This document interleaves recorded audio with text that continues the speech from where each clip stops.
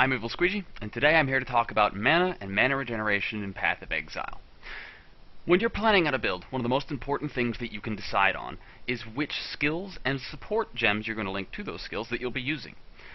The thing is that in order to determine what skill gems you want to be using, you have to account for the mana cost it'll take you to cast those skills, especially if you plan on doing this at high speeds with high cast speeds very rapidly. In order to do this properly, in order to plan your build to be able to sustain that kind of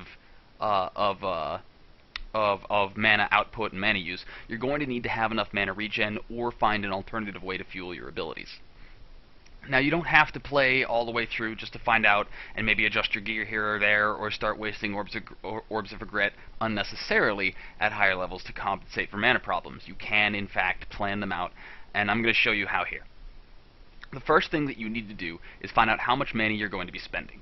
This is actually the easiest part of this whole process, as soon as you understand how it is that the game calculates the mana cost of any ability that you're using in a linked set. You may have noticed that your skill gem has a base mana cost, and this mana cost might actually increase with level. It is wise of you to determine whether or not you do want to level up a gem. Sometimes its mana cost might, in fact, be too high at higher levels for your build to sustain. In this example, to explain how this works as quickly as possible, I'm going to use, we're going to say that we have our base cost already determined and that we are using 3 support gems, one of which is multiplying mana cost by 170%, one that is multiplying it by 130%, and one that is going to multiply it by 150%. Now, the way the game calculates this is multiplicative. It doesn't add anything up, and it doesn't compare to your base cost. It takes your base cost, puts it in the same multiplicative string of integers as 1.7, 1.3, and 1.5 is how it would translate this, and then spits out the final number, and that's how much mana you're paying every time you want to cast your ability.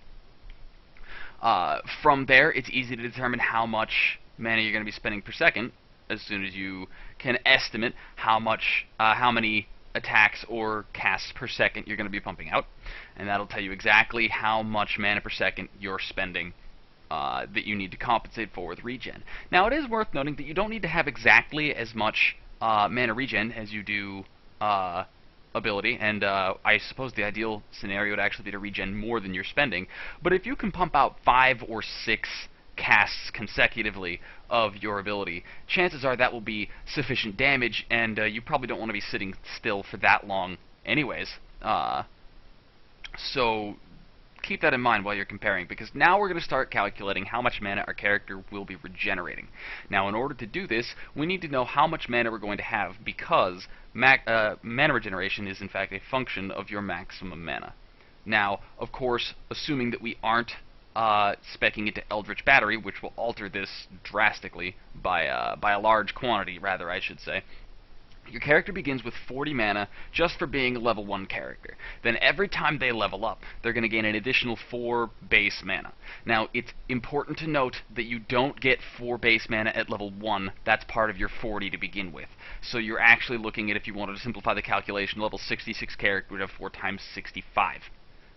You aren't getting that 4 mana from that level 1. You're getting that 4 mana from level 2 onward.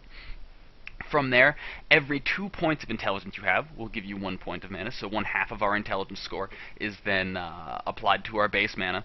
And then after we've added all that together, that's when the game will take into account our passive mana increases that give us, say, 8, 10, 20% extra mana, whatever the nodes happen to be giving. All of your passives will be added together before that multiplication occurs. Once you've calculated your base mana, your base maximum mana, your base mana regen is going to be 105% of that number. That means you're going to multiply that number by 1.05 as displayed below in order to find out how much mana per minute you're going to be regenerating. The next step in determining how much you are going to be regenerating is determining whether or not your build will be running Clarity. If so, at what level. You're going to need to know how much mana per second your Clarity is giving you, and you're also going to need to know if you plan on taking the Inner Focus cluster, which, if I'm not mistaken, is actually just on the left side of Witch, top side of Templar. It will, if you take all of those nodes, it should wind up being something, I think, as a total of 30% extra buff effective, so it might be 45. Regardless, you're going to need to know what that multiplier is, because the next step is determining how much clarity regen per minute you're going to be getting. Now keep in mind that the clarity listing on the wiki is actually giving you mana regeneration per second, so we're going to need to be calculating this per minute to keep it in line with our previous calculations for base mana. Or if you wanted to, you could divide the original calculation by 60 to get mana regeneration per second. Either way works. Here, you're going to be taking our clarity per minute, and you're going to be multiplying it by our inner focus bonus. So if we had 30% from inner focus, this would be multiplying clarity by 60 by 1.3.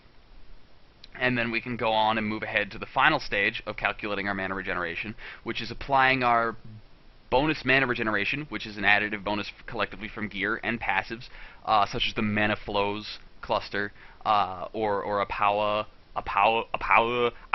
amulet, whatever I don't know how to pronounce that. The point is, it's the amulet that gives you 30% mana regeneration. You get it at level 1 if you want. You add those passives to that gear, and you then multiply both your base mana regeneration and your clarity regeneration by this. Both of those sources are multiplied by the mana regeneration bonus that you have from passives and gear. Once you've got that number, that'll be your mana regeneration per minute. You can knock that down by 60 to come up with your mana regeneration per second, and compare that to your casting costs per second that we calculated earlier. From here, you'll be able to determine how much gear you're going to need to compensate, whether or not you need to be taking more intelligence nodes, more mana regeneration nodes, or if there is a drastic difference, you might need to consider speccing into Eldritch Battery, or into Blood Magic, or at least dropping a gem from your link set in order to make use of the Blood Magic gem. If you do that, it is worth noting that you'll probably want to be dropping 2 out of your link set, or planning for a higher number of links in your link set to compensate for the fact that you're spending health by adding a life on hit and or life regen. That's another topic for another story. It's one of the alternatives should you not be able to pay for your mana per second that you've been basing yourself around, because, say, greater multiple projectiles plus chain is a huge multiplier, and it winds up with extremely extensive skills. Most people wind up speccing Blood Magic, as far as I can tell, in order to use those.